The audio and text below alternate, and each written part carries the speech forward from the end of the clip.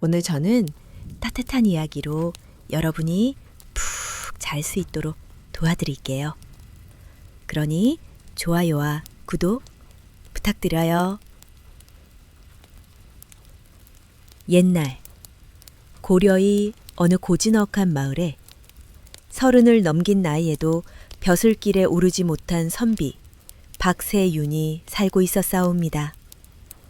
천성이 유쾌하고 호방한 세윤은 과거 시험에서 묵과로 급제하였으나 성적이 미진하여 곧장 벼슬을 받지 못하고 기다림의 세월을 보내야 했사옵니다. 당시 고려의 과거제도에서는 급제하더라도 성적에 따라 벼슬이 즉시 주어지지 않는 이들이 있었으니 그들을 선달이라 불렀사옵니다. 급제의 기쁨은 찰나에 그쳤고 끝없는 기다림은 세윤의 마음을 지치게 하였사옵니다. 이를 바라보는 부모님의 마음도 타들어갔으며 아들을 위해 몰래 방도를 모색하기 시작했사옵니다. 마침 한양의 권세가 남정승과 연줄을 맺으면 아들이 꿈꾸던 벼슬길에 나아갈 수 있다는 소문을 듣게 되셨사옵니다.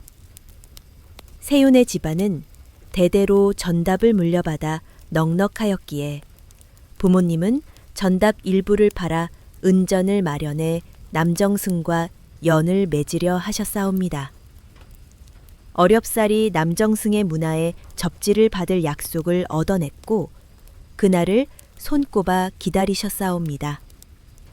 그러나 세월이 흘러도 접지는커녕 남정승에게서는 아무런 소식도 없었사옵니다.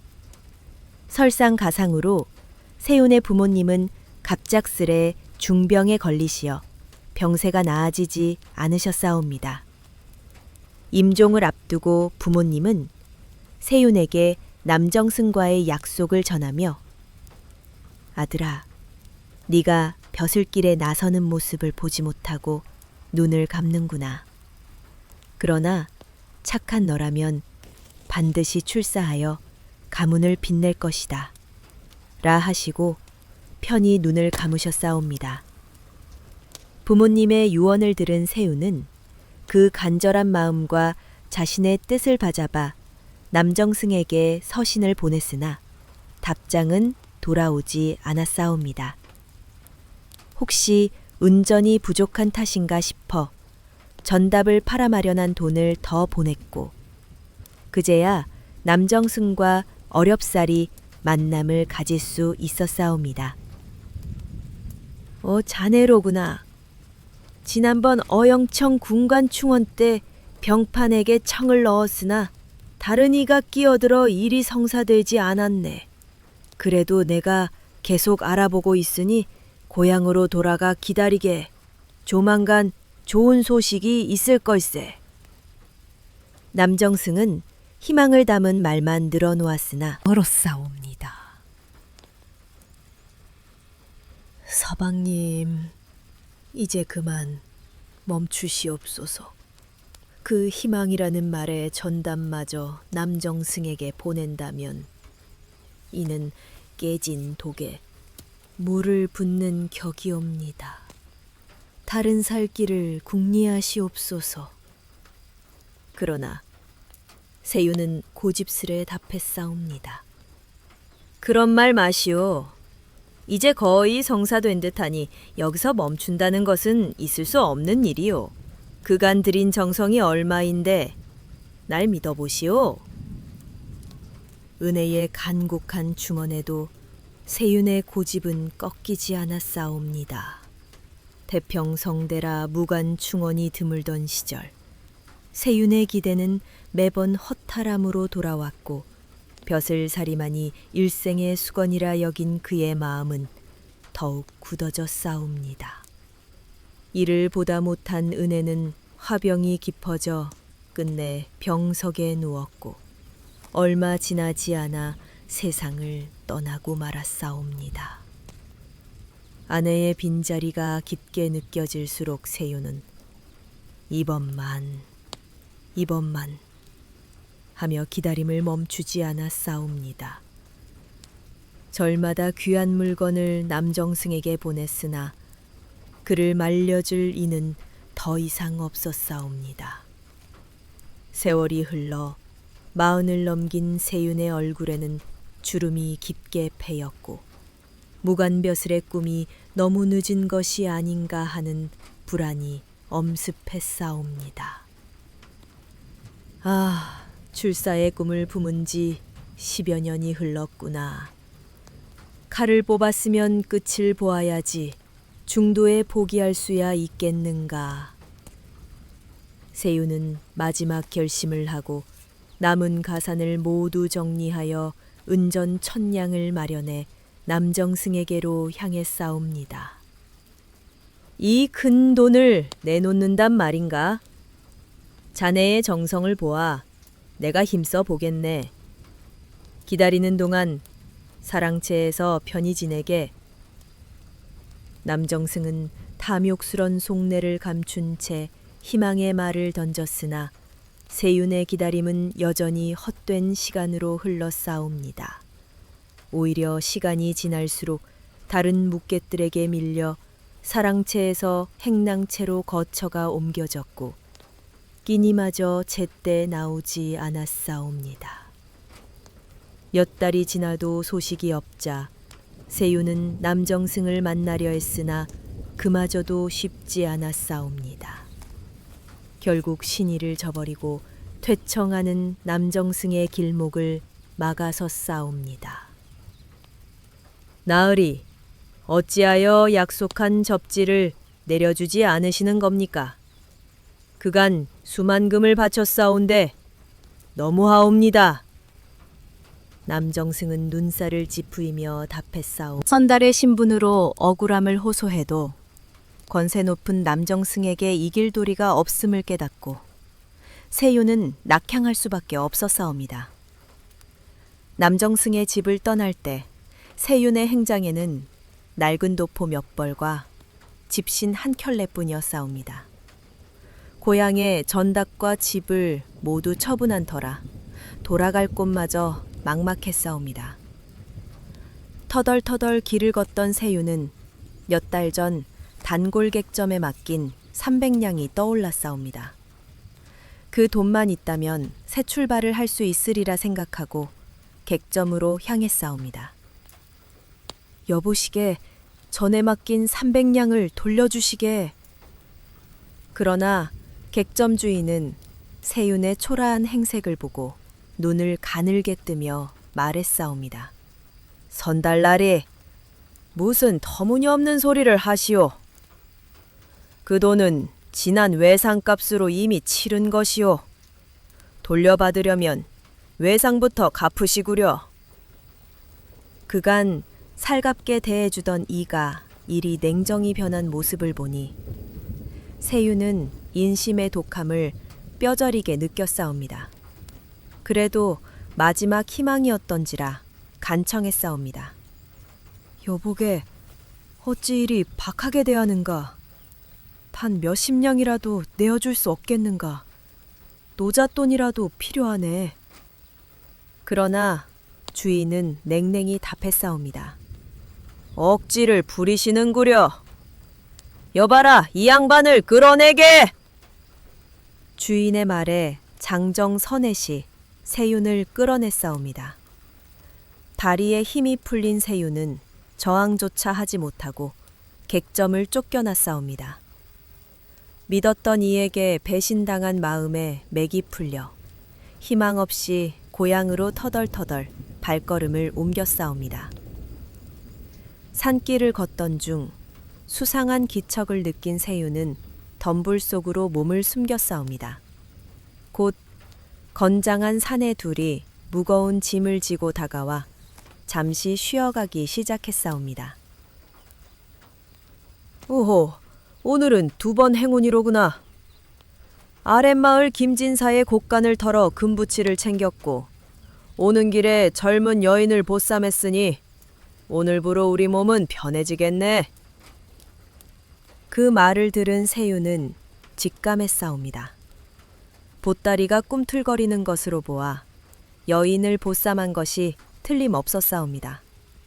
더 지체할 수 없다는 생각에 사내들이 방심한 틈을 타 달려들어 면상과 옆구리를 내질러 싸웁니다.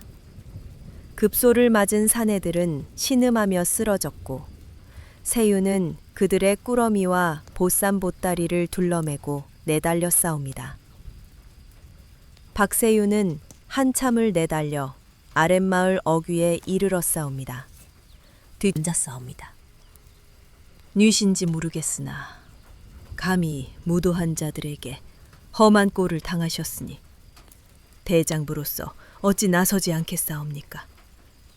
당연히 해야 할 일을 했을 뿐이니 마음에 두지 마시고 댁이 어딘지 말씀해 주시면 바래다 드리겠사옵니다. 세윤의 말에 여인은 잠시 머뭇거리며 말없이 고개를 숙였사옵니다. 한참 만에 깊은 한숨과 함께 울먹이는 목소리로 입을 열었사옵습니다. 말씀은 고맙사오나 저는 더 이상 돌아갈 집이 없사옵니다. 갑작스레 서러움이 복받친 여인은 아이처럼 엉엉 울음을 터뜨렸사옵니다.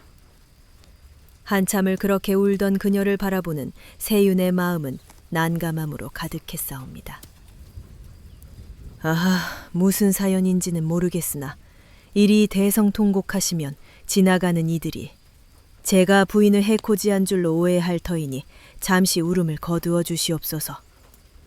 세윤의 간청에 여인은 가까스로 눈물을 멈추고 자신의 사연을 털어놓았사옵니다.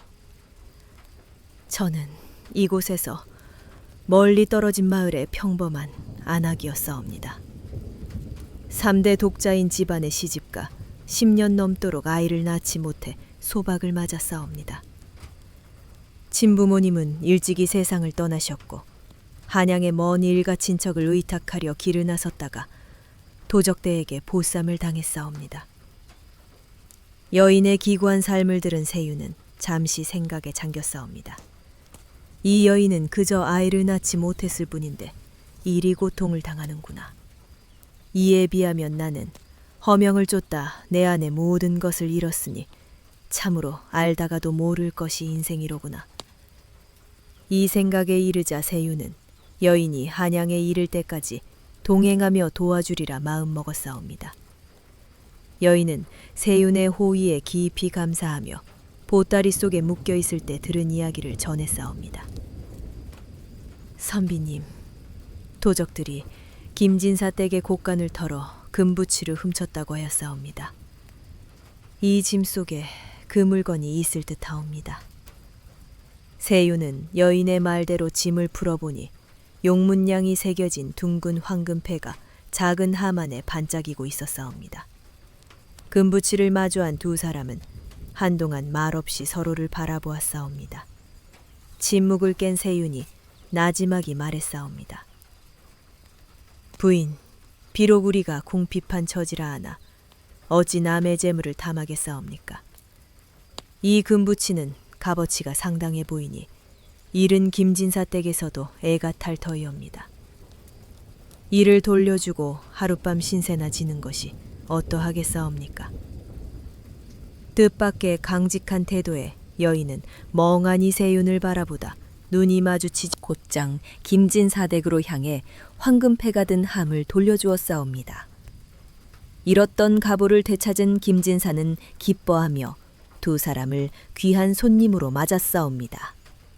아허, 이 무슨 기쁜 일이옵니까? 낯선 두 분께서 우리 가문의 보물을 되찾아 주셨으니 은인이나 다름없사옵니다. 여독이 풀릴 때까지 편히 머무시옵소서. 한양으로 가는 길에 여인이 낯선 남자와 동행하면 오해를 살 수 있으니 두 사람은 부부로 행세하기로 했사옵니다. 김진사가 부부라 부르자 세윤과 여인은 묘한 기분에 휩싸였사옵니다. 김진사 댁에서 머물며 두 사람은 서로의 지난 삶을 나누었고 서로의 아픔을 어루만지며 위로했사옵니다. 여인은 남정승의 약속을 어긴 행태를 꾸짖을 계책을 제안했사옵니다. 며칠을 궁리한 끝에 여인은 세윤에게 먼저 객점 주인에게 맡긴 300냥을 돌려받으라 하였사옵니다. 세윤이 김진사 앞에서 객점 주인의 일을 넋두리 하자 김진사는 한양에서 객점을 운영하는 거상 이태원을 소개해 주었사옵니다. 이태원의 도움으로 객점 주인은 세윤에게 300냥을 돌려주었사옵니다. 세윤은 그 돈으로 한양에 번듯한 집을 마련하고 여인의 계책대로 남정승을 초대했사옵니다. 대감, 애군을 피해 낙향하던 길에 이 부인을 만나 한양의 터를 잡게 되었사옵니다. 그간의 은혜를 갚고 앞으로도 보살핌을 청코자 저녁을 대접하오니 왕님의 주시옵소서. 남정승은 세윤의 변한 처지에 호기심을 느끼고 곱게 단장한 여인에게도 흥미를 보였사옵니다. 초대받은 날 남정승은 아리따운 여인을 보고 눈을 떼지 못하며 술잔을 기울였사옵니다. 이후로도 세윤은 몇 차례 자리를 마련했고 남정승의 사심 어린 눈길은 점점 노골적으로 변했사옵니다. 어느 날 남정승은 또다시 초대를 받고 한달음에 달려왔사옵니다. 평소와 달리 주안상이 안채에 차려졌다는 말에 은밀한 기대를 품고 안채로 들어갔사옵니다. 여인이 단정히 맞이하며 말했사옵니다. 바깥 주인이 급한 볼일로 나가시어 제가 모셨사옵니다. 대강 차린 상이오나 귀한 분께서 헛걸음하지 않도록 준비한 것이니 사양치 마시옵소서. 은은한 향이 감도는 안방에 들어선 남정승은 설레는 마음을 주체하지 못했사옵니다. 여인이 따라주는 술을 몇 잔 마시자 사심 어린 속내를 감추지 못하고 말했사옵니다. 부인, 내가 그간 부인을 동경해 왔사옵니다. 불을 끄고 잠자리에 들어 계시옵소서. 기대에 부푼 남정승은 불을 끄고 잠자리에 들었사옵니다. 그러나 여인이 급히 들어와 속삭였사옵니다. 바깥 주인이 돌아오셨으니 오해가 생길 수 있사오니 급히 피하시옵소서. 당시 남의 부인을 넘보는 것은 중죄였기에 남정승은 당황하며 여인이 가리킨 커다란 괴짝 속으로 들어갔사옵니다. 여인은 재빨리 자물쇠를 채웠고 때마침 세윤이 방으로 들어와 과장된 목소리로 말했사옵니다. 여보, 뇌물이 걸린 일을 보러 갔다가 집문서를 괴짝에 두고 왔지 뭐요. 여인에게 열쇠를 받아 괴짝을 연 세윤은 잠자리 차림의 남정승을 보고 짐짓 놀란 척 물었사옵니다. 아니, 대감께서 이 늦은 시각에 남의 안방에서 어찌 이리 계시옵니까? 남정승은 당황하며 변명했사옵니다. 아니, 내가 아무 짓도 하지 않았소. 제발 이 일을 소문내지 말아주시오. 돈이든 벼슬이든 원하는 바를 들어주겠소.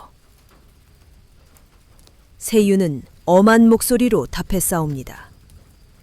대감께서 고려의 법도를 이리 우습게 여기실 줄 몰랐사옵니다. 그간의 정을 생각해 이번 한 번만 눈 감아 드리겠사옵니다. 다만 약조하신 바를 문서로 남겨주시옵소서.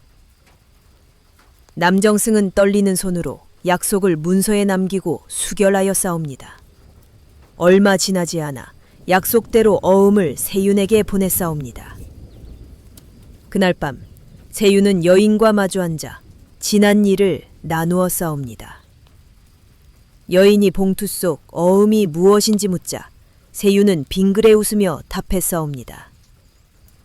이 어음은 그간 남정승에게 바친 재물을 돌려받은 것이요. 여인은 놀라며 물어싸옵니다. 선비님, 어찌하여 무관의 접지를 받지 않고 어음을 택하셨사옵니까? 그토록 원하시던 벼슬을 어찌 놓으셨나이까? 세윤은 담담히 답했사옵니다. 죄가 막중한 벼슬을 짊어지기엔 제 나이가 너무 들었고 돈으로 벼슬을 사는 것은 정당치 않사옵니다. 허명을 쫓느라 많은 이들에게 배를 끼쳤사옵니다. 잘못된 선택을 고집하는 것은 어리석은 자의 태도이니 앞으로 제 분수에 맞는 길을 찾으려 하오. 여인은 세윤의 말을 듣고 저절로 고개를 끄덕여 싸웁니다. 그의 굳건한 마음에 믿음이 더해졌고 눈을 떼지 못해 싸웁니다. 세윤은 묘한 분위기를 눈치채고 헛기침하며 말에 싸웁니다. 부인 덕에 잃은 재산과 바른 마음을 되찾았으니 참으로 고맙소이다. 우리가 홀몸으로 만난 세윤은 고향으로 돌아가 팔았던 전답과 집을 다시 사들여 가정을 꾸렸사옵니다. 더 이상 허명을 쫓지 않고 어려운 이들을 보듬으며 살아갔사옵니다. 부인이 된 여인을 아끼고 존중하며 두 사람은 행복하게 잘 살았다고 전해지옵니다. 명당 검은소의 전설. 고려시대 전라도 남원의 깊은 산골 마을에 박순길이라는 농부가 살고 있었다. 그는 아내 윤씨와 막 성년이 된 아들 현수, 그리고 둘째 아들 민수와 함께 소박한 초가에서 삶을 꾸려갔다. 순길은 성실하고 마음이 따뜻한 이였으나 집안일에는 엄격한 가부장적 태도를 고수하며 아내를 늘 한 발 물러서게 했다. 어느 가을날 순길이 논길을 걷다가 비에 젖은 나그네 하나가 쓰러져 있는 것을 발견했다. 얼굴은 창백하고 숨소리는 미약했다. 마음이 급해진 순길은 그를 업고 집으로 돌아와 따뜻한 구들방에 눕히고 윤 씨에게 약탕을 끓이게 했다. 따스한 약 한 사발을 들이켠 나그네는 곧 기운을 차리고 입을 열었다. 저는 풍수지리를 살피는 직관 최도암이라 하옵니다. 명당을 찾아 이곳저곳 떠돌다 이 마을에 이르렀는데 폭우를 만나 쓰러지고 말았습니다. 선생님께서 저를 구해주시지 않았다면 이 목숨이 어찌 되었을지 모릅니다. 도암은 눈빛에 깊은 감사를 담아 말을 이었다. 명당을 찾다 목숨을 잃을 뻔했으니 어리석은 짓이 아니겠습니까? 순길은 겸손히 손을 내저으며 웃었다. 사람이 사람을 돕는 것이야 당연한 일 아니요. 도암은 잠시 침묵하더니 구들방의 따뜻한 온기를 느끼며 말을 꺼냈다. 이 집에 들어와 깨달은 바가 있사옵니다. 제가 찾은 명당은 제 것이 아니라 이 집안의 복이 될 자리였습니다. 그는 순길에게 마을 우물 근처에 숨겨진 명당의 비밀을 속삭이듯 전하고 다음 날 새벽 조용히 길을 떠났다. 세월이 흘러 순길은 늙고 병이 깊어졌다. 죽음을 예감한 그는 아들 현수와 민수를 불러 유언을 남겼다. 윤 씨는 가족임에도 방 밖에서 문지방만 바라보며 서 있어야 했다. 순길은 힘없는 목소리로 속삭였다. 내가 죽거든 내 목을 베어 마을 우물에 넣어 두거라. 그곳은 최도암 선생이 말한 명당 중에 명당이라 하였다. 이를 따른다면 3년 뒤 우리 가문에서 큰 복을 받아 후세에 훌륭한 인물이 배출될 것이야. 물을 길어가는 곳인데 어찌 거기에. 순길은 힘겹게 손을 들어 아들을 멈추게 했다. 내 말대로만 하거라. 그 우물이 명당이라 하였으니 반드시 그렇게 해야 한다. 아들들은 망연자실했지만 아버지의 유언을 거스를 수 없었다. 순길이 세상을 떠난 후 현수와 민수는 고민 끝에 아버지의 유언을 따르기로 했다. 어느 깊은 밤 형제는 몰래 아버지의 목을 베어 우물 깊숙이 넣었다. 마을 사람들은 아무것도 모른 채 여느 때처럼 우물을 사용했다. 신기하게도 우물물은 여전히 맑고 깨끗했다. 이물질이나 이상한 맛은 전혀 느껴지지 않았다. 물은 은빛처럼 투명했고 마을은 평온했다. 3년이 가까워질 무렵 현수와 민수는 각기 혼인을 하여 며느리들을 맞았다. 하지만 며느리들은 시어머니 윤 씨를 홀대하며 무시했다.